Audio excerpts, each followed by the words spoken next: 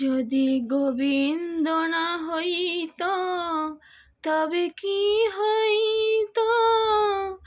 গোবিন্দের চরণে লাগাই সেবা। জয় গোবিন্দ জয় গোপালা, হরে কৃষ্ণ হরি বল। রাধা চরণে কৃপা করো শ্রী রাধা রানী।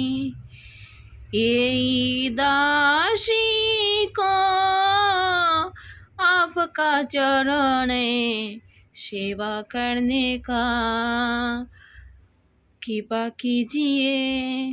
জয় শ্রীকৃষ্ণ, জয় শ্রী রাধে, হরে কৃষ্ণ হরি বল। রাধে রাধে। আমার সমস্ত সুপ্রিয় ভক্তবন্ধুদের চরণে কোটি কোটি নমন জানাই। রাধে গোবিন্দের জয়।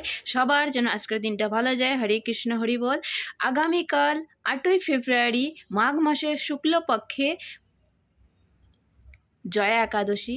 তো কালকে একাদশী সবাই পালন করো, আর একাদশী ব্রত করো, আর অন্যদেরও উৎসাহ করো একাদশী করার জন্য। এই জয়া একাদশী করলে পরে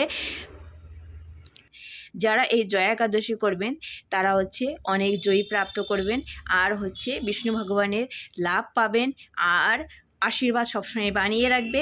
আর এই জয়া একাদশী যারা পালন করবেন, ব্রত করবেন, একাদশী প্রভু শ্রীকৃষ্ণের প্রভু শ্রীনারায়ণের সেবা করে কালকে যে ব্রত করবেন, আর এবং ওনার প্রিয় ফল কলা, তারপরে হলুদ বস্ত্র, আর পঞ্চমিত্রদের স্নান অভিষেক করাবেন।